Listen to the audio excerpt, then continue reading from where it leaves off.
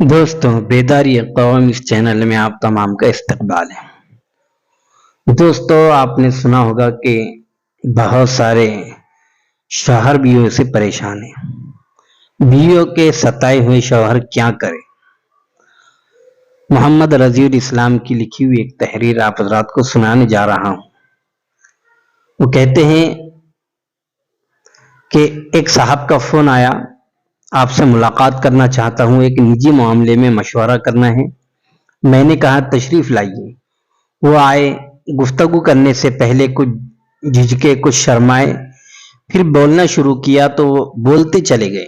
ان کی گفتگو کا خلاصہ یہ تھا کہ وہ بیوی کے ساتھ رہتے ہوئے اتنا پریشان ہو گئے ہیں کہ اب اس سے چھٹکارا چاہتے ہیں۔ اس کی کیا ترکیب ہے، اس سلسلے میں مشورہ چاہتے ہیں۔ چند برس پہلے میری ایک کتاب گھریلو تشدد اور اسلام کے نام سے شائع ہوئی ہے۔ اس میں اس بات کا جائزہ لیا گیا کہ موجودہ دور میں خاندان کے دائرے میں عورتوں پر مظالم ایک عالمی مظاہر ہے۔ دنیا کے تمام ممالک میں ان پر تشدد کیا جا رہا ہے اور حکومتوں کے ذریعے تمام تر انسدادی تدابیر اختیار کیے جانے کے باوجود اس کی روک تھام نہیں ہو پا رہی ہے۔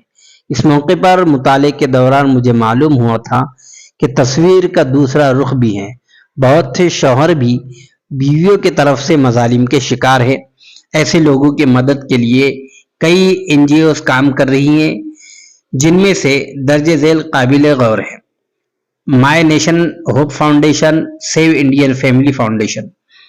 3 برس قبل مجھے اورنگ آباد مہاراشٹر میں خاندان، نظریات، روایات اور اثرات کے موضوع پر ایک منعقدہ ایک سیمینار میں شرکت کرنے کا موقع ملا تھا۔ اس میں ایک شریک سیمینار کی اس اطلاع سے دیگر شرکاء بہت محظوظ ہوئے تھے کہ وہ 2016 سے پتنی پیڑت پروش آشرم، بیویوں کے مظالم کے شکار مردوں کی عافیت گاہ چلاتے ہیں، جو شہر اورنگ آباد سے 12 کلومیٹر دور ممبئی شرڈی ہائی وے پر واقع ہے۔ مختصر عرصے میں اس آشرم میں 8000 سے زیادہ لوگ اپنا رجسٹریشن کروا چکے ہیں۔ اب تک بیویوں کے ذریعے شوہروں پر مظالم کا علم مجھے یا تو مذکورہ NGOs کے ذریعے سے ہوا یا اورنگ آباد کے سیمینار میں مظلوم شوہروں کا آشرم چلانے والے مقالہ نگار سے، لیکن اب میں براہ راست ایک مظلوم شوہر سے اس کی آپ بیتی سن رہا تھا۔ انہوں نے بہت تفصیل سے اپنے حالات سنائے، جس کا خلاصہ کچھ اس طرح ہے۔ میرا نکاح کورونا شروع ہونے سے پہلے ہوا۔ اس وقت میں PhD کر رہا تھا۔ اپنے مصارف پورے کرنے کے لیے میں کچھ کام کر لیتا تھا، لیکن آمدنی کا کوئی مستقل ذریعہ نہیں تھا۔ کورونا ہوتے ہی میں بے روزگار ہو گیا۔ میری بیوی تعلیم یافتہ تھی، اسے کورونا کے دوران میں بھی تدریس کا کام کرنے کا موقع ملا۔ وہ اپنی آمدنی اپنے پاس ہی رکھتی تھی۔ میں جیسے تیسے گھر کا خرچ چلاتا تھا۔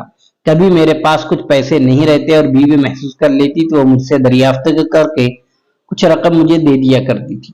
پھر یہ ہوا کہ گھر میں رہنے کی وجہ سے کھانا پکانے کی ذمہ داری میری قرار پائی۔ میں آٹا گوندتا، روٹی پکاتا، دوسری چیزیں تیار کرتا، بیوی کوئی کام نہ کرتی۔ کھانے کے بعد مجھے ہی برتن دھونا پڑتا۔ گھر میں جھاڑو لگانا بھی میرا ہی کام ٹھہرا، بیوی کو کسی کام سے واسطہ نہ تھا۔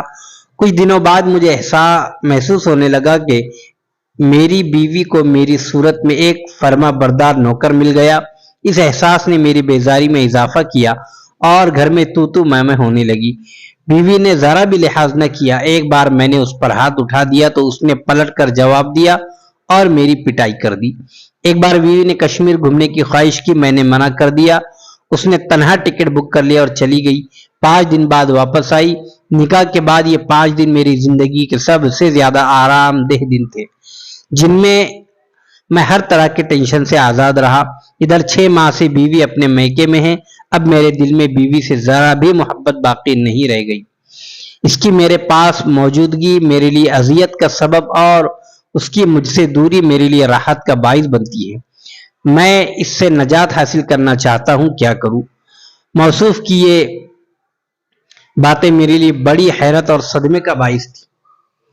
نکاح کے 2 بول بولتے ہی عموماً زوجین کے دلوں میں ایک دوسرے سے محبت پیدا ہوتی ہے۔ دونوں مل کر زمانے کے سرد گرم برداشت کرتے ہیں، لیکن یہاں معاملہ اس کے برعکس تھا۔ قرآن نے شوہر کو قوام بنایا، لیکن اگر کسی گھر کی قوام بیوی بن جائے تو یہی حشر ہوتا ہے۔ میں نے انہیں مشورہ دیا کہ حالات کو سدھارنے کی آخری کوشش کر لے، اپنے والدین کو تفصیل سے بتائے اور اپنے ساس سسر کو بھی، پھر ان کی مشترکہ میٹنگ کر لے جس کا ایجنڈا یہ ہو کہ آئندہ شوہر و بیوی کے کیا فرائض ہوں گے، جن پر ان میں سے ہر ایک کو عمل کرنا ہوگا، اور کیا حقوق ہیں جو ہر ایک کو حاصل ہونے چاہیے۔ لیکن وہ کسی طرح اس رشتے کو باقی رکھنے پر تیار نہ تھے۔ ان کا اصرار تھا کہ میں ہر حال میں بیوی سے پیچھا چھڑانا چاہتا ہوں، اس کی ترکیب بتائیے۔ میں نے کہا رشتہ ختم کرنا ہو تو بھی اس کا سب سے آسان طریقہ یہی ہے کہ دونوں خاندانوں کے بزرگوں کی مفاہمت سے ایسا کیا جائے۔